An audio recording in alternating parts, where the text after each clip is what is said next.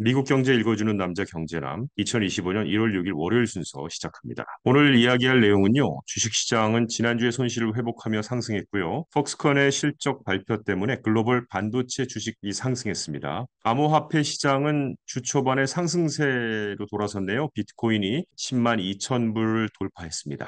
바이든 대통령께서 임기 말에 굉장히 힘을 내고 계시네요. 공공부문 근로자 수백만 명의 사회보장 혜택 확대 법안에 서명했고요. 또한 미국 해안선 대부분의 신규 해양 시추 금지 법안에도 서명을 했습니다. 이런 내용 알아보겠습니다. 오늘 뉴욕 증시는 지난주에 손실을 회복하며 상승했고요. 특히 반도체 관련 주식들이 상승세를 이끌었습니다. 다우존스 산업평균 지수는 전일 대비 218포인트 상승했고 S&P 500 지수는 약 1% 올랐고요. 나스닥 종합지수는 1.4% 상승하며 시장을 견인했습니다. 반도체 관련 주식들은 폭스컨이 4분기 사상 최대 매출을 발표하면서 강세를 보였고 엔비디아는 3.1% 이상 상승하며 종가 기준 사상 최고치를 기록할 것으로 예상이 되고요. 브로드컴은 2.9% 상승했고 마이크론 테크놀로지는 9% 급등했습니다. 오늘 시장 심리를 더욱 끌어올린 요인 중에 하나는 워싱턴 포스트의 보도였습니다. 해당 보도에 따르면 도널드 트럼프 대통령 당선인의 관세 계획이 예상보다 제한적일 것이라고 전해졌습니다. 이 관세는 핵심 수입품에만 적용될 전망인데요. 트럼프는 대선 기간 동안 최대 10에서 20%의 보편적 관세를 주장해 왔었습니다. 트럼프의 보다 완화된 관세 정책이 글로벌 무역 전쟁을 촉발하지 않을 것이라는 낙관론 속에 포드와 제네럴 모터스의 주가가 각각 2% 상승했습니다. 투자자들은 짧은 거래 주간에 접어들었는데요. 여전히 연방준비제도 페드의 금리 전망에 대한 우려가 지속되고 있고요. 뉴욕 증권거래소에는 고 지미 커터 전 미국 대통령의 서거를 애도하며 이번 주 목요일 휴장합니다. 또한 12월 고용보고서는 금요일에 발표될 예정이고요. 이달 말 예정된 연준회의 전에 나올 주요 지표 중 하나가 될 것이고요. 내일 발표되는 구인과 이직 보고서와 수요일에 12월 ADP 민간 고용 보고서에도 주목하고 있습니다. 폭스컨의 실적 발표에 글로벌 반도체 주식이 상승했다는 말씀 드렸는데 조금 더 살펴보면요. 전자기기 위탁 생산 대기업입니다. 폭스컨은요. 4분기 사상 최대 매출을 발표하면서 인공지능 AI 열풍이 여전히 확장 가능성이 크다는 점을 시사했기 때문에 반도체 주식이 상승세로 돌아선 겁니다.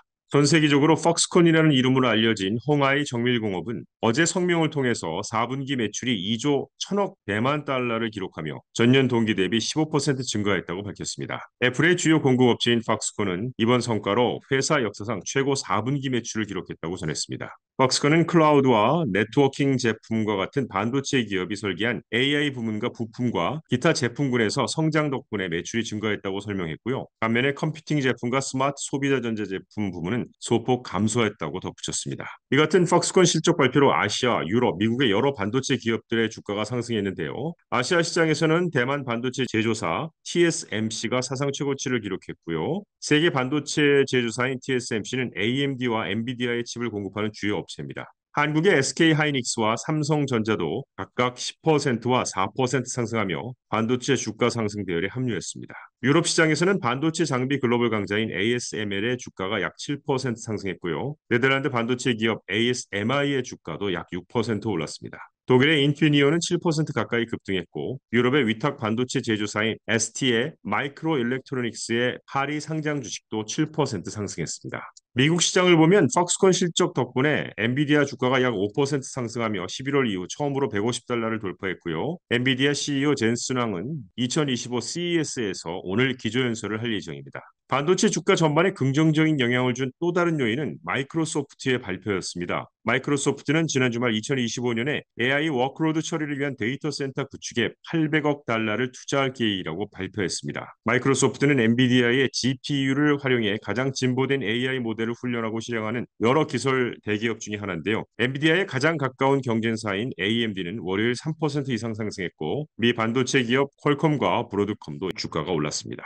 암호화폐 얘기 앞으로도 당분간은 계속해서 뉴스에 오를 텐데요. 새해 첫 거래 주간이 시작되면서 비트코인 가격이 다시 10만 달러를 넘어섰습니다. 코인 매트릭스에 따르면 대표 암호화폐인 비트코인은 약 4% 상승한 10만 2,234달러를 기록했다라고 발표했는데요. 비트코인과 이더리움은 지난 12월 6일 이후 가장 좋은 주간 실적을 기록했고 솔라나는 11월 22일 이후 최고 상승률을 기록했습니다. 암호화폐 관련 주식인 코인베이스와 마이크로스트레지는 각각 8%와 6% 가까이 올랐는데요. 특히 마이크로스트레지는 월요일 아침 1,070개의 비트코인을 1억 100만 달러에 추가 매입했다고 발표했습니다. 이번 매입으로 회사의 비트코인 보유량은 총 44만 7,470개로 늘어났습니다. 암호화폐 시장의 상승은 기술주 반등과 맞물려 나타났는데요. 엔비디아와 다른 반도체 관련 주식들의 주가가 상승하면서 나스닥 지수는 약 1.9% 상승했습니다. 이번 암호화폐 시장의 활기는 대선 이후 규제 환경 완화에 대한 기대감으로 비롯된 것으로 보이는데요. 이러한 낙관론은 연말에는 다소 주춤했지만 수주간 가격 상승세를 이어갔고요. 전문가들은 올해 비트코인 가격이 새 행정부 하에서 약 2배로 상승할 것으로 기대하고 있으며 펀드 스트рат의 탐 리와 같은 일부 분석가는 비트코인이 25만 달러까지 이룰 수 있다는 전망을 내놓기도 합니다.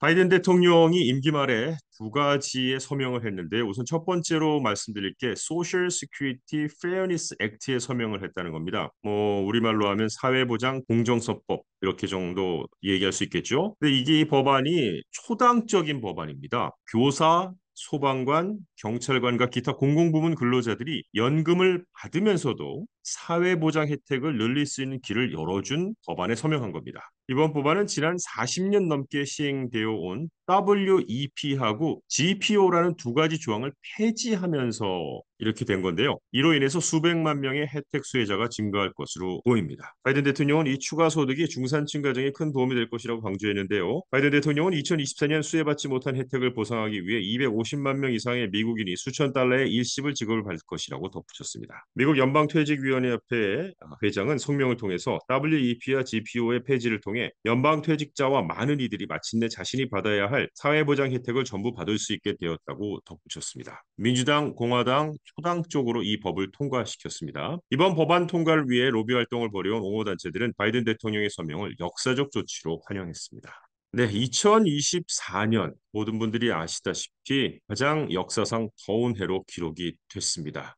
이거 때문에 그랬을까요? 조 바이든 미 대통령이 오늘 미국 해안선 대부분에서 신규 해양 석유와 가스 시출을 금지한다고 발표했습니다. 백악관은 이번 명령이 대서양과 태평양 해안, 멕시코만, 알래스카 베링해를 포함한 약 6억 2,500만 에이커의 해양을 환경적, 경제적 위험과 피해로부터 보호할 것이라고 밝혔습니다. 바이든 대통령은 성명에서 이 해안에서의 시추는 우리가 소중히 여기는 장소에 돌이킬 수 없는 피해를 줄 수 있으며 국가 에너지 수요를 충족하기 위해 반드시 필요하지 않다. 이러한 위험을 감수할 가치가 없다고 밝혔습니다. 트럼프 전 대통령은 사실 첫 임기 동안 오바마의 적용 결정을 뒤집으려는 행정명령을 발령을 했었지만 법원에서 기각된 적이 있습니다.